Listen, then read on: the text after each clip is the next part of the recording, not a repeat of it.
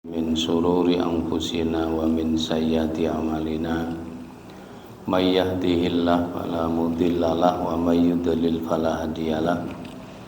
Asyhadu an la ilaha illallah wahdahu la syarikalah wa asyhadu anna Muhammadan abduhu wa rasuluh. Allahumma shalli wa sallim wa barik ala Muhammad wa ala alihi wa ashabihi amma ba'd. Kita awali dengan basmalah. Bismillahirrahmanirrahim. Kita bersyukur pada Allah pagi ini tanggal 26 Rajab ya, 1445 Hijriah. Kita masih diberi kesempatan sehat, diberi kesempatan hidup, sehingga sama-sama bersyukur. Contohnya adalah sholat berjamaah di masjid ini, dan ketepaan kita lanjutkan untuk kajian Islam. Salawat salam kita sampaikan pada Rasulullah Muhammad sallallahu alaihi wasallam yang telah membimbing kita lewat Islam.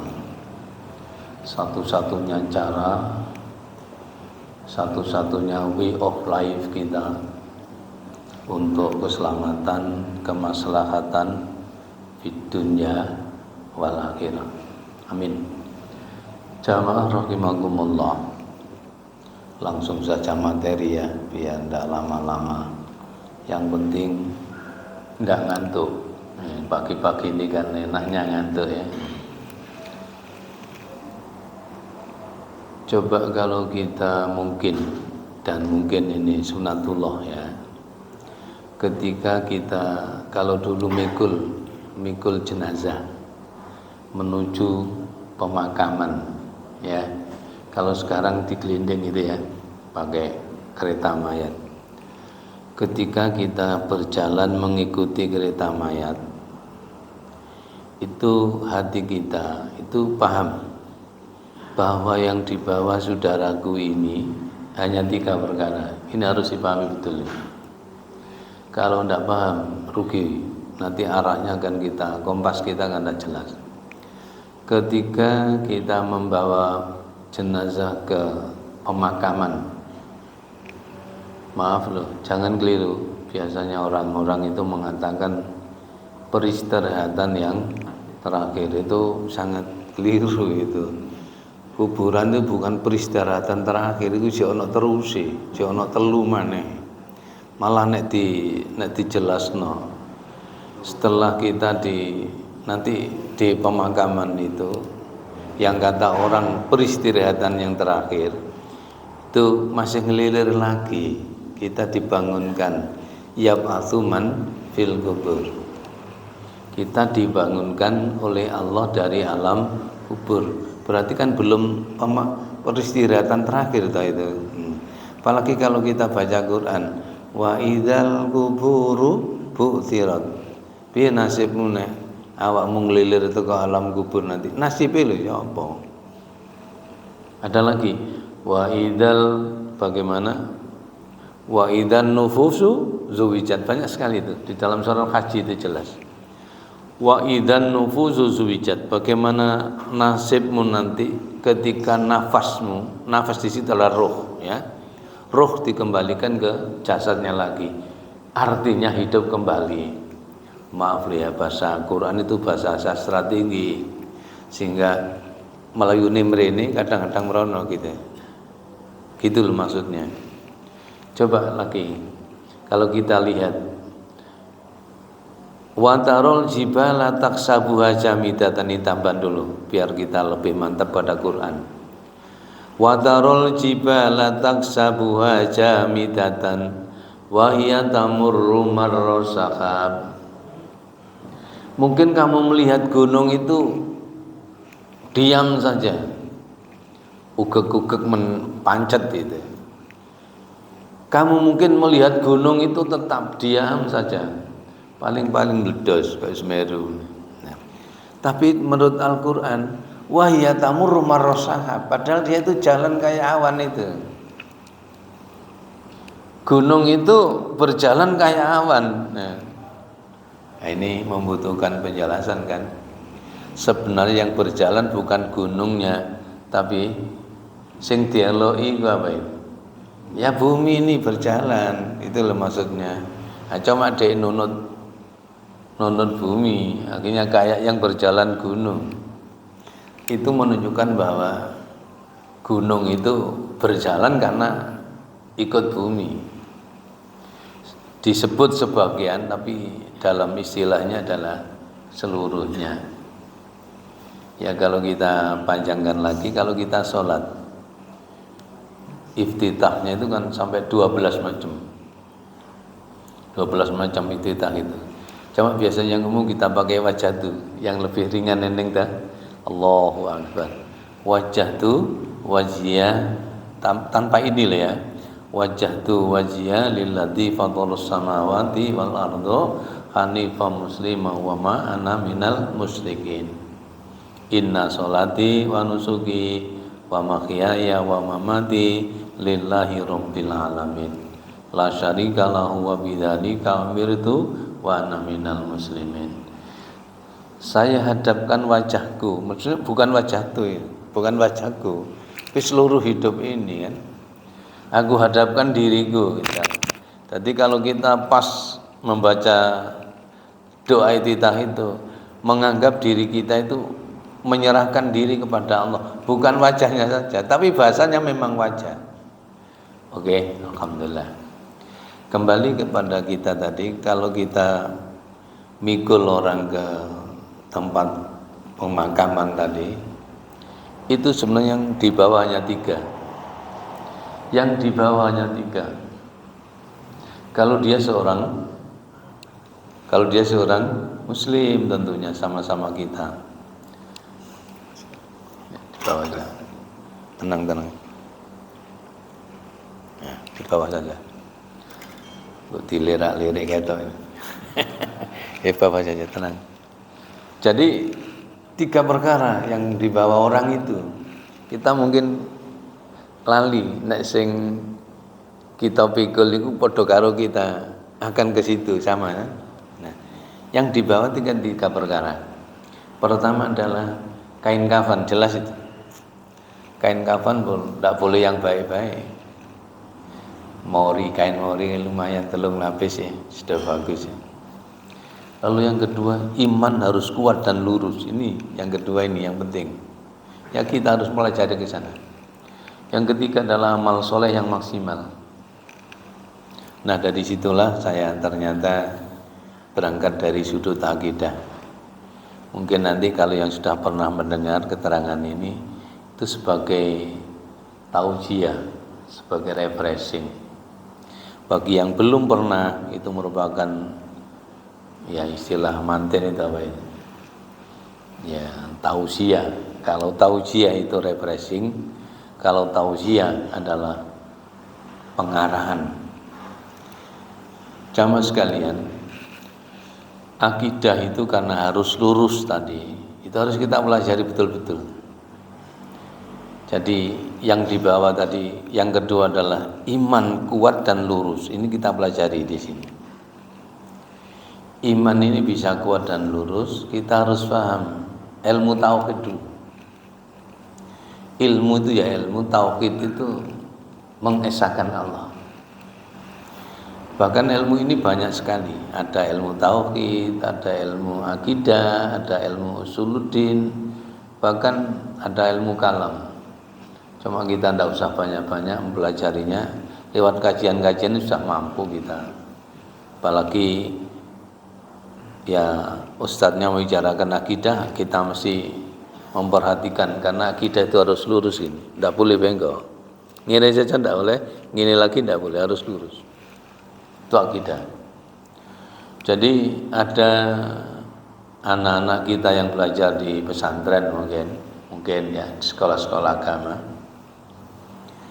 Di sana ada ilmu akidah, itu ada. Ilmu sains itu. Akidah itu tali bundelan biar hati tidak mencolot. Dalam Islam itu ada hati ini tidak boleh mencolot, tidak boleh meloncat. Kalau mungkin ibadah bisa meloncat. Contoh bagi kita yang tua, Karena itu masalah ibadah tolong jangan khilafiyah, yang ringan itu dibicarakan. Karena ibadah masing-masing kita kemampuan tidaklah sama. Tidaklah sama. Yang mungkin kita sering mendengarkan. Mungkin menurut Wa'il bin Hujr, anna Nabiyya sallallahu alaihi wasallam idza sajada warda rubatai. Rasulullah itu kalau sujud pakai lutut dulu baru tangan. Ini Wa'il bin Hujr. Tapi pakai yang lain tidak. Lah, kita mengambil yang bagaimana? Karena kita apa? Ada kode etik dari perintah Rasul. Idza amartukum bisyai'in fa'malu minhu mastata'tum. Kalau aku perintah sesuatu, kerjakan sesuai dengan kemampuan Anda. Berarti ibadah itu masing-masing kita tidak sama. Masing-masing kita tidak sama. Sampai di masa Rasulullah itu yang tua-tua duduk. Masalahnya apa? Saking lamanya sholat Rasul kalau subuh. Kita kan separuhnya saja, mungkin tidak ada.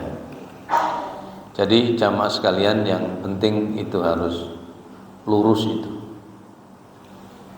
Kembali lagi dulu masalah ibadah tadi. Bagi kita yang tua, yang sepuh-sepuh, jangan pakai lutut kalau sujud. Pakai apa? Tangan. Nanti jenengan pakai maksa pakai lutut, tiba geblak soro, tambah rugi. Pakai tangan, memang 2 kali. Diletakkan di dekat lutut, blok gitu, lalu diajukan kalau tangan itu 2 kali kalau tangan larinya, sehingga harfa manggibe. Jadi kita turun sujud pakai tangan, blok dekat lutut, lalu kita setelah mau muka ini menempel di tempat sujud, tangan langsung ke depan lagi. Jadi 2 kali. Sampun ya, sudah paham betul masalah ini.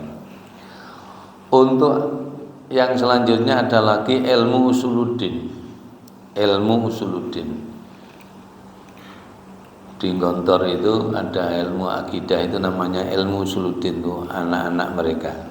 Kadang pakai bahasa Arab, bahasa Indonesia. Gontor Ponorogo itu, pondok itu. Maka di situ ilmu usuluddin. Ilmu usuluddin itu asal pokok-pokok ajaran Islam. Pokok-pokoknya. Ada lagi ilmu tauhid tadi. Ilmu tauhid adalah ilmu untuk mengesahkan Allah. Sebab Allah itu Maha Esa. Nah, untuk ke sana jamaah saudaraku rahimakumullah. Ilmu tauhid itu terbagi 3 macam. Coba ya. 3 macam. Ada namanya tauhid rububiyah. Pelan-pelan ini karena mungkin ada yang belum pernah dengar. Yang pertama adalah tauhid rububiyah. Seseorang menyatakan bahwa Allah Maha Esa. Allah yang beri hidup, Allah yang mengatur bumi, Allah yang beri makan dan sebagainya, bahkan jabatan. Hanya saja tauhid rububiyah ini orang itu belum sampai kepada tauhid ibadah. Siapa Tuhanmu? Allah. Saya beri makan? Allah. Kamu sholat? Belum. Nah, itu namanya rububiyah. Paham ya maksudnya kira-kira? Pelan-pelan ini karena istilahnya itu loh. Jadi seseorang yang percaya Allah Tuhannya, yang beri makan Allah, beri nafas Allah, beri hidup Allah, bahkan memberi jabatan ya Allah. Tapi hanya ibadahnya, suruh sholat tidak, suruh puasa apalagi kurang sebentar lagi. Jadi hanya meyakini bahwa Tuhan kami adalah Allah. Kalau diperintah tidak siap. Coba di dalam surat Luqman itu ada ayat 22, 23, 24 itu.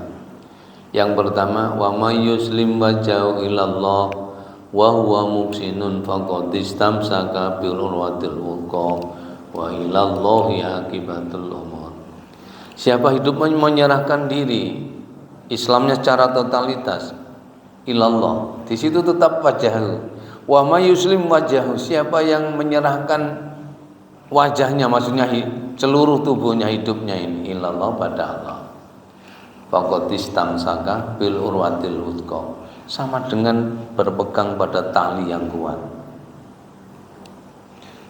Bawahnya wa man kafara fala yazunka kuru. Kalau ada orang kafir, jangan menyusahkan dirimu. Jadi kalau ada orang kafir, Rasulullah jangan susah dirimu. Dakwah memang kewajiban Nabi, menyampaikan kebenaran memang tugas sama-sama kita. Tapi kalau ada orang tidak beragama, jangan dibenci. Terus kita kasihan pada orang itu. Sehingga wa man kafara fala yazunka kufru. Kalau ada orang mengingkari kamu, jangan kamu susah dirimu, wahai Muhammad, karena kembali pada aku. Nah, begitu mereka. Nah, terusnya kan di situ wa isa'altahum man khalaqas samawati wal arda la yaquluna Allah. Coba kamu tanya pada orang itu, siapa yang menciptakan langit dan bumi? Siapa yang menciptakan kamu? Jawabnya mesti la yaquluna Allah, mesti jawabnya Allah. Sebenarnya manusia itu punya fitrah artinya. Orang yang ingkar pada Tuhannya itu sebenarnya percaya bahwa di balik dirinya itu ada metafisik yang khusus yang menguasai dirinya. Itulah yang namanya fitrah gitu, fitrah basariyah. Sak ngantuk-ngantuki wong itu percaya bahwa dirinya itu ada yang ngatur. Maaf ya. Andai kata ada orang yang tidak beragama mutlak, itu sebenarnya hanya kesombongan saja. Hanya kesombongan. Mau cetung gitu. Pernah dengar ya? Pendiri Cina. Ya, pendiri Cina. Negeri Cina itu kan dicipta oleh Mao Zedong, itu komunis. Tapi setelah dia berkuasa sekian dan sekian, punya penyakit gatal di kulit, di lengannya ini gatal. Dikukur ini kelihatan oleh rakyatnya yang mempercayainya dia. Tetapi ternyata waktu ngukur-ngukur dan nan kunjung sembuh ini, dia mengatakan, "Oh my God." What's meaning? Oh my God. Wahai Tuhanku. Kaget itu anak buahnya yang tadinya there is no God, tidak ada Tuhan. Kok akhirnya kena gatal kok oh my God. Kaget itu. Wahai Tuhan, kamu percaya adanya Tuhan. Baru. Jadi sebenarnya orang itu yang tidak percaya kepada Tuhan itu hanya kesombongannya saja. Hatinya tetap percaya. Sak desit-desit wong. Coba maaf, di kampung itu wong gak ngerti apa-apa. Ndak ngerti apa-apa. Wis gak nglakoni apa-apa. Jangankan ke masjid, noleh pintunya masjid aja ndak pernah. Coba setelah tua kadang-kadang yang angen-angen iki. Angko nek mati ya apa? Itu angen-angen itu. Itu rahasianya manusia, itu fitrah namanya. Karena apa? Ketika di perut ibunya dulu, itu kan ketika roh dipasang oleh Allah, setelah janin 4 bulan kan ditulis yuktabu bi arba'i kalimatin, ditulis oleh Allah 4 perkara lewat malaikat. Wa ya'murullahul malaka wa yanfifiruh. Allah merintahkan malaikat, itu ada orang hamil di kampung itu, beri roh itu. Setelah diberi roh, ditulis 4 perkara. Yuktabu bi arba'i kalimatin. Rizquhu, ajaluhu, amaluhu, sakiyun au sa'id. Rizquhu, rezekinya. Kayak itu rezeki itu sebenarnya gratis itu kita. Rezeki itu gratis sebenarnya. Cuma karena kita hidup di dunia, sunatullah tidak ada gratis mutlak. Sehingga sindiran Rasul pada kita, rezeki dan mati itu mengejar kamu. Rezeki mengejar kamu kayak kamu dikejar mati. Cuma kalau rezeki harus disusul, harus dijemput, pakai usaha. Karena apa? Itu mu'alaq bagi manusia. Bukan mutlak kayak mati. Mati ndak usah jemput apa-apa garuna sesuai aja mati. Oh itu mutlak. Paham kira-kira ini sambil guyon karena ini akidah itu kalau di medidi ya malah ini bahasa dakwah saja. Oke, sampun. Jadi setelah ditulis 4 perkara, rizquhu, ajaluhu, amaluhu, hobinya orang itu ada, bakatnya itu. Lalu sakiyun au sa'id. Setelah dipasang 4 perkara, baru ditanya, alastu bi rabbikum, betulkah Allah Tuhanmu? Alastu bi rabbikum, bukankah Allah Tuhan? Ada yang pernah dengar itu surat apa itu kira-kira? Jawabnya gampang, Quran Ustaz. Nah, gampang ya. Al-A'raf 172 di sana ada. Mereka menjawab, kita pun jawab, qalu bala sahidna. Cuma lali sayang itu. Setelah ke dunia lupa bahwa pernah berjanji kepada Allah tentang ibadah itu.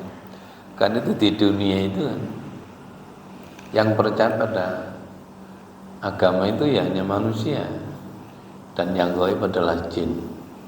Jadi tauhid rububiyah itu orang yang percaya adanya Allah. Allah beri hidup padanya, memberi rezeki padanya, bahkan yang ngatur bumi. Hanya keyakinan itu tidak sampai kepada tauhid ibadah, belum sampai ibadah. Dan ini banyak nanti di akhirat yang lapor kepada Allah. Saya beri contoh saja di dalam surat 2 saja. Di dalam surat Fussilat itu ada waqalal ladzina kafaru rabbana arinal ladzaini adallana minal jinni wal ins. Orang kafir akan berkata, ya Rabb, ya Tuhan kami. Loh, percaya kan orang kafir itu. Punya di akhirat juga Rabbana. Waqalal ladzina kafaru rabbana arinal ladzaini adallana. Ya Tuhan, ini orang yang menyesatkan saya ini. Ini dari jin, ini dari manusia. Saya disesatkan dibijui saya. Berikan untuk kepadaku. Nanti tak ide-ide ngene ana model-model ini. Ngene Qur'ane ada. Naj'al huma tahta aqdamina liyakuna minal asfalin. Dekatkan pada saya, nanti aku ide-ide sampai meletet nek cara ini meletet tambahan saya. Quran masuk meletet-meletet ini. Nah, ini yang pertama. Yang kedua di dalam surat Al-Ahzab 66 itu ada 2. Ketika orang-orang kafir itu di sana nanti kan ngomong, ya Allah, ya Tuhan kami, inna rabbana, tetap rabbana, dia percaya, inna ata'na sadatana wa gubarana, ya Tuhan kami, ya Rabb, saya taat pada orang-orang ini pembesar-pembesar kami, saya sekata kepada dia, tapi tetap menyasarkan kepada kami. Ketika berapi-api sholat asarnya gak melo asar, akhirnya saya tidak bisa sholat asar. Hati-hati ya. Itulah akhirnya minta menuntut, berikan adab yang berat orang-orang seperti ini. Masa bisa kadung kono ispodoai. Ya, itulah jamaah sekalian tauhid rububiyah. Yang kedua adalah tauhid uluhiyah. Tauhid uluhiyah itu di samping tadi percaya adanya Allah yang menciptakan dia, memberikan hidup padanya, mengatur bumi dan seterusnya, tapi dia sangat kuat dalam ibadahnya. Namanya uluhiyah namanya. Dan inilah yang mesti kita pakai sekarang. Kita sudah masuk uluhiyah, cuma namanya saja kadang tidak tahu. Seseorang yang imannya kuat, percaya Allah yang memberikan makan, memberikan minum, memberikan nafas dan mengatur keindahan bumi ini semua. Di samping itu dia ibadah. Inna sholati wa nusuki wa mahyaya wa mamati lillahi rabbil alamin. Itulah namanya tauhid uluhiyah. Kita harus sampai ke situ. Nah, kita harus derajat kita sudah uluhiyah. Jangan rubuh. Iya, nanti kan maaf. Juga kasarnya. Iblis itu juga rububiyah. Iblis, siapa Tuhanmu? Panjenengan. Siapa Tuhanmu? Engkau. Kontak perintah? No, betul. Jadi orang percaya yang menciptakan dia Allah, tapi suruh ibadah tidak mau. Itu sejane sak grup karo iku mang. Sak grup. Coba mah di dalam surat Al-Anfal 50 insyaallah. Kalau kamu melihat susahnya orang yang sakaratil maut, orang-orang kafir maksudnya, ketika susahnya orang-orang yang sakaratil maut, walau taro ididolimun, orang-orang dolim, bigomaratil maut, dalam kesengsaraan kematiannya, wal malaikatu wadribu wujuhahum. Jadi orang-orang kafir, apalagi orang tidak beragama, itu kalau mau mati itu malaikat gebui deh, dipukuli mukanya, punggungnya itu, sambil diancam, nanti kalau kamu pulang ke akhirat akan gembul Fir'aun. Coba surat apa tadi? Al-Anfal 50. Itulah jamaah sekalian, kita hendaklah bisa sedikit-sedikit usaha bagaimana mengurangi dosa. Bagaimanapun orang yang berdosa ini kalau sakaratil maut itu sangat berat. Akil minal dunub yahun alikal maut. Kurangilah dosa agar kamu gampang menghadapi mati.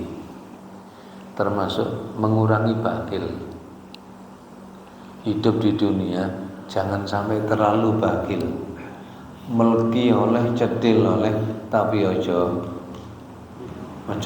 ya medit ya kode bakhil kan. Ojo nemen-nemen gitu lah.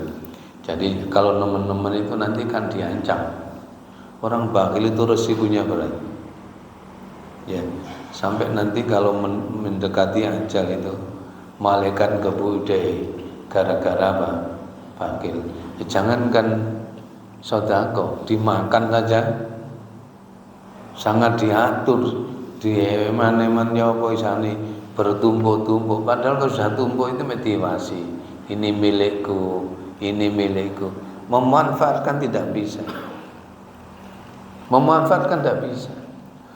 Rumahnya 4, tingkat 3 semua dan sama. Saya ngomongi sebab ada orang seperti itu. Bisa tidak ngomong orangnya tidak enak ya, sebab orangnya insya Allah sudah mati. Saya pernah khutbah di kota ya, disuruh istirahat di rumah orang itu 4. Ternyata yang jaga itu saya tanya, rumah jenengan kok begitu mewah? Kaget dia, oh, ini bukan rumahku, saya hanya menjaga saja dan tiap bulan saya mendapat sekian-sekian. Rumahnya orang ini 4, di Bandung ada, di Balikpapan ada, di Surabaya ada, di Jakarta, ya persis model begini ini. Lah wong situ omahe 4 tingkat 3 sakmono kae. Mosok nek sak jam ngalih mrono, sak jam ngalih mrono. Jadi manusia sebenarnya kalau mencari mudah, wongnya miliaran triliun aja bisa. Tapi bisakah menolong? Ingat nanti kalau kita di saat mau berangkat ke padang mahsyar, kan ditanya tadi, umurmu untuk apa? Jasadmu di saat masih sehat untuk apa? Ilmu tadi, hobi tadi. Yang terakhir malah harta. Harta kita ditanya, min aina iktasabahu wa fima anfaqahu. Dari mana dia beroleh? Kalau sudah di sakunya, untuk apa?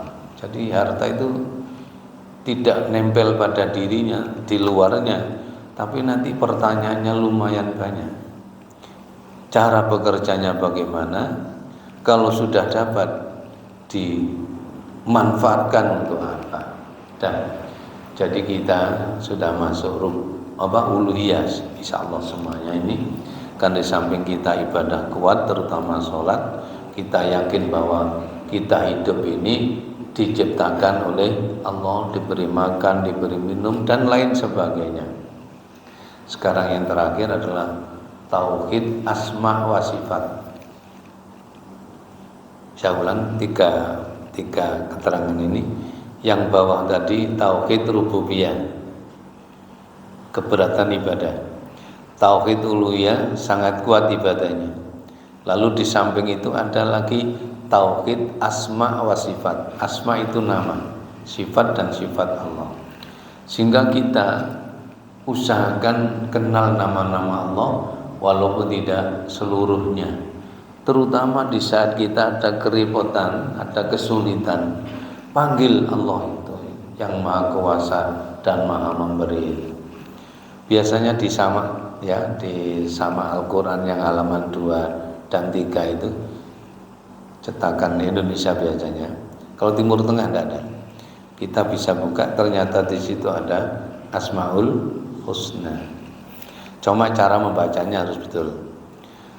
Di situ tidak pakai ya nida, tidak pakai ya, tapi langsung nama Ar-Rahman, Ar-Rahim, Al-Maliku gitu, pakai lam ta'rif. Tapi nanti kalau pakai doa, alif lamnya dihilangkan, lam ta'rifnya dihilangkan, diganti ya. Contoh yang pertama, wallahul ladzi la ilaha illa huwa. Jadi sama-sama itu ada. Wallahul ladzi la ilaha illa huwa. Kalau sudah pakai doa dirubah itu, karena tadinya orang ketiga menurut gramatika, sekarang Allah jadi orang kedua. Huwa yang pertama ya Allah, huwa yang kedua anta. Yang pertama ya Allah, yang kedua adalah anta. Jadi wallahul ladzi la ilaha illa huwa dirubah ya Allah alladzi la ilaha illa anta, begitu. Lalu ditambah ya Rahman, ya Rahim, ya Malik, ya Qudus, ya Salam, ya Mumin, ya Muhaimin, ya Aziz, ya Jabbar, dan seterusnya. Itu namanya asma. Coba saya bacakan beberapa ayat. Kalau nabi-nabi dulu itu kan cerminan kita. Kalau ada kesulitan, coba nama-nama itu disebut, nama-nama Allah disebut. Ini saya bacakan ini dalam surat Al-Anbiya 87. Fanada fidzulumat, maka dia, maksudnya ini Nabi Yunus. Nabi Yunus mengadu kepada Allah, manggil Allah fidzulumat, dalam kegelapan. Fanada fidzulumat, maka Nabi Yunus memanggil Allah di saat kegelapan, karena di perut ikan itu kan. Nah, coba sambatnya dia, Allah ilaha illa anta subhanaka inni kuntu minadh dhalimin. Jadi ilahnya ini ilahun wahid. Jadi inilah tauhid uluhiyah, otomatis Nabi masa rububiyah. Jadi dia menyatakan tiada ilah, tiada sesembahan kecuali Engkau. Tidak ada yang harus sembahnya Engkau. Maha suci Engkau. Bahwanya saya hamba ini adalah termasuk orang zalim. Karena Nabi Yunus itu kan sebelum mendapat perintah pindah dari negeri Nainawi ya. Negeri Nainawi itu kalau sekarang itu tanah Khaybar itu. Kurma Ajwa itu dulu negerinya Nabi Yunus itu. Dulu di awal-awal datang Islam itu milik orang Yahudi. Akhirnya dibeli Abu Bakar dan Umar bin Khattab. Sekarang untuk Islam namanya tanah Khaybar. berapa puluh hektar nggak tahu. Cuma saya dengar kurmanya namanya ajwa itu. Pernah dengar ya? Ajwa. Larang, kadang dibisniskan. Nah, memang kecil-kecil tapi rasanya, tapi regane lu dilipat sampai 3 kali. Ya ke bisnis wong itu lumayan. Jenenge dilahle.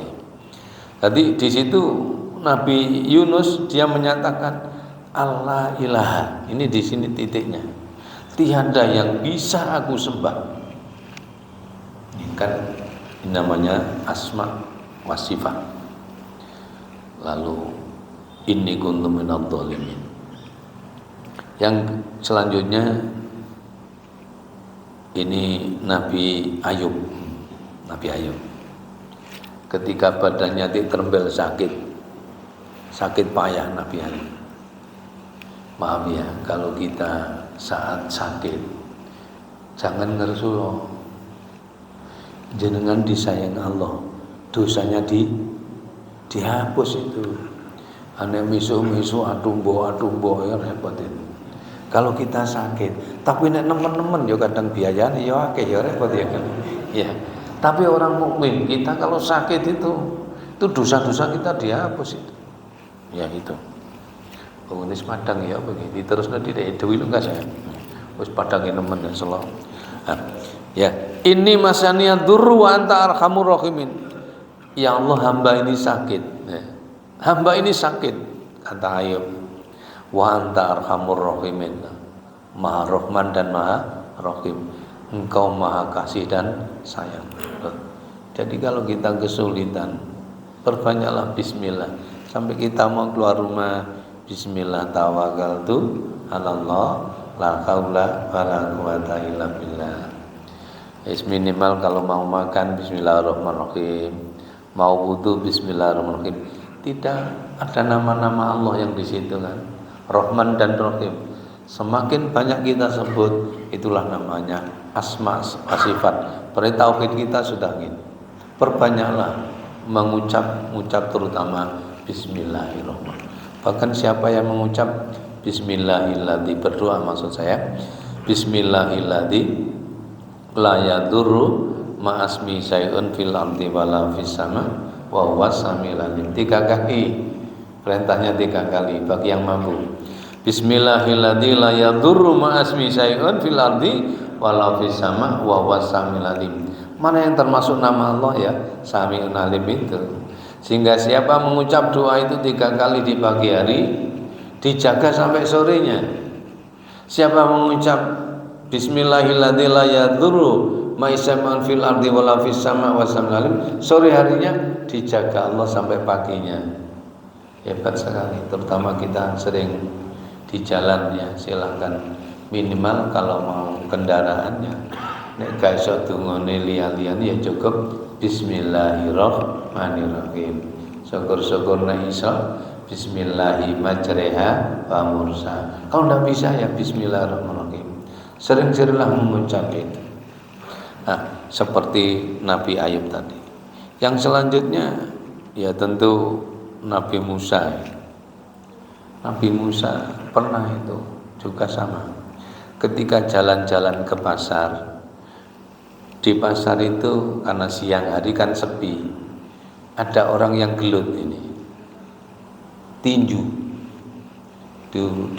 di masa Nabi Musa.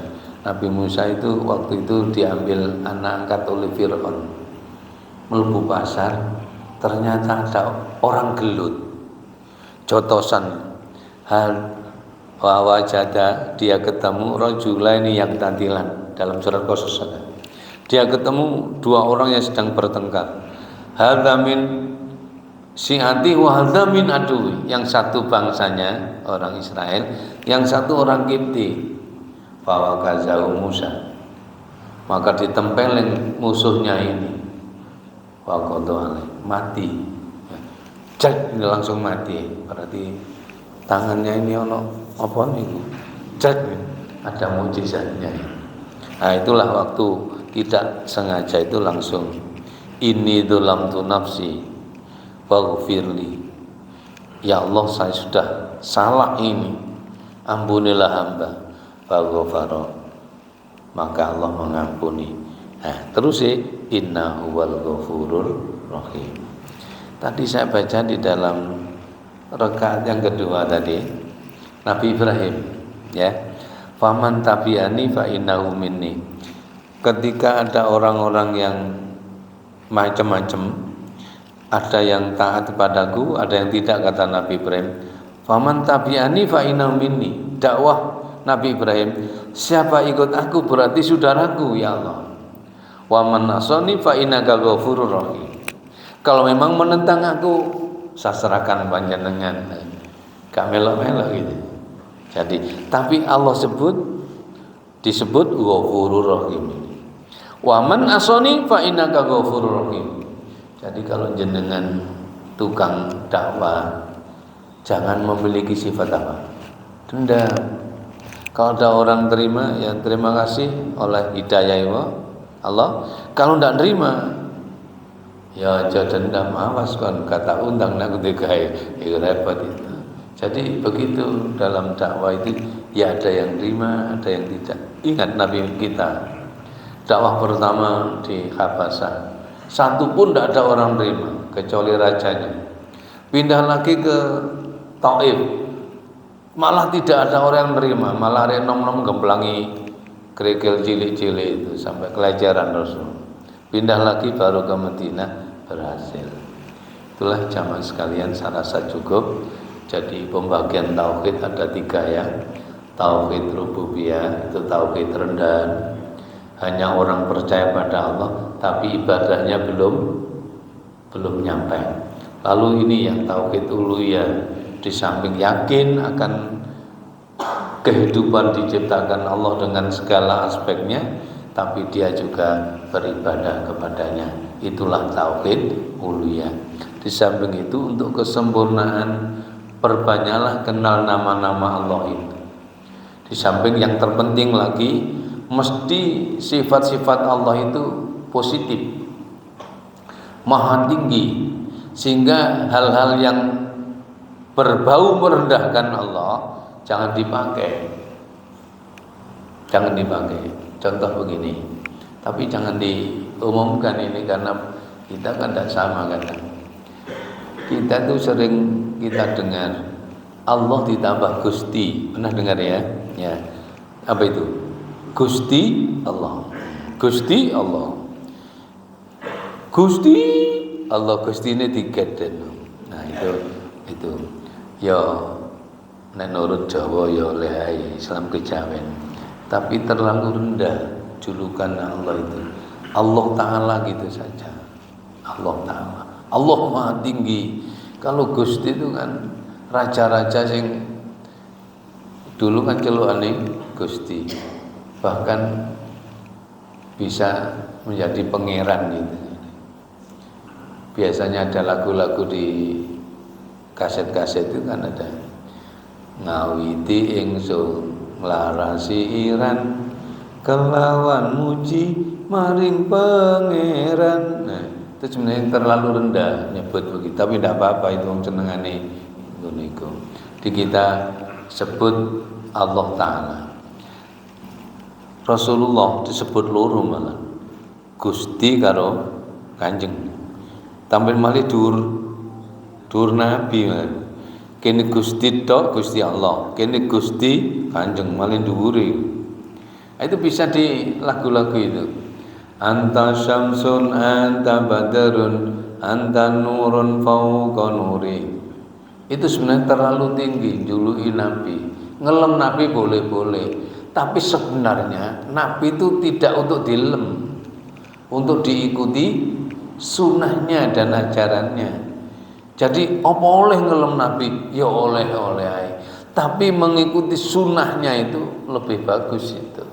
Karena nanti yang ketemu di Al-Haud, di telaga itu, telaga namanya Kautsar, telah padang mahsyar, yaumul hisab, yaumul mizan, haud. Nah, haud itu telaga. Siapa yang hidupnya mengikuti sunnah Nabi, maka dia insya Allah dan insya Allah akan ketemu Rasul di mana? Di telaga itu. Diberi minum oleh Rasul, langsung hibrid ke surga enteng betul. Karena apa? Hidupnya betul-betul mengikuti sunnah Rasul. Anta samsun kau bagaikan matahari, anta badrun kau bagaikan bulan purnama.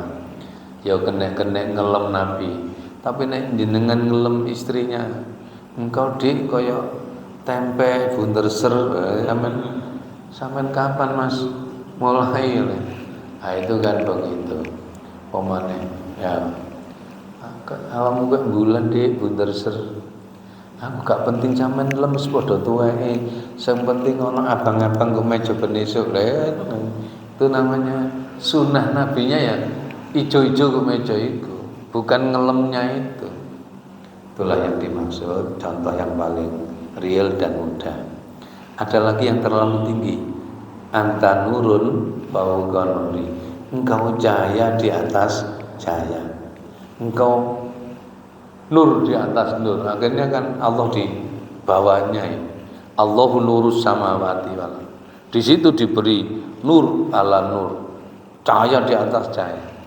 Tapi ini ngaji khusus tolong tidak bisa diekspos karena kebanyakan kita itu ada kesenian-kesenian yang model-model begitu, sehingga nanti kalau kita ngomongkan mesti jenengan namanya berdebat. Sementara berdebat kan tidak baik dalam Islam.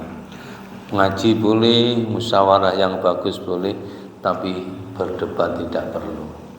Saya rasa cukup itu. Jadi pembagian tauhid, ada tauhid rububiyah, tauhid uluhiyah, dan tauhid asma dan sifat, nama-nama dan sifat-sifat Allah. Ambil yang positif yang terakhir itu. Di samping kita ibadah kuat, nama-nama Allah yang positif. Contoh, kalau ada kebaikan datangnya dari Allah, berarti kan kita husnudzon. Kalau kejelekan datangnya dari diri sendiri. Itu dalam surat Al-Quran, surat Nisa kalau tidak salah. Kalau kebaikan datangnya dari Allah, kalau kejelekan ya datangnya dari kamu sendiri, bukan dari Allah. Insyaallah begitu. Bismillahirrahmanirrahim. Allahumma sholli ala Muhammad walhamdulillahirabbil alamin. Rabbana taqabbal minna innaka antas samiul alim. Wa tub alaina ya Allah innaka tawwabur rahim. Wa qina ya karim wa ya rahim. Allahumma inna nas'aluka salamatan fid din wa afiatan fil jasad wa ziyadatan fil ilmi wa barakatan fil rizqi wa tawbatan qablal maut wa rahmatan indal maut wa maghfiratan ba'dal maut awin alina fi sakaratil maut wa najatan minan nar wa lafa indal hisab. Allahumma qina bi halalika an haramika wa aghnina bi fadlika amman siwak. Allahumma rabbana anzil alaina ma'idatan minas sama takunu lana idali awalina wa akhirina wa ayatan minka warzuqna wa anta khairur raziqin. Rabbana ighfir lana wa liwalidayna warhamhuma kama rabbayana shaghira. Allahumma arinal haqqa haqqan warzuqna ittiba' wa arinal batila batila warzuqna ijtinaba. Rabbana atina fid dunya hasanah wa fil akhirati hasanah wa qina adzabannar. Wa sallallahu ala Muhammad walhamdulillahi rabbil alamin. Demikian yang bisa saya sampaikan, semoga bermanfaat. Kurang lebihnya saya minta maaf. Billahi taufiq wal hidayah. Assalamualaikum warahmatullahi wabarakatuh.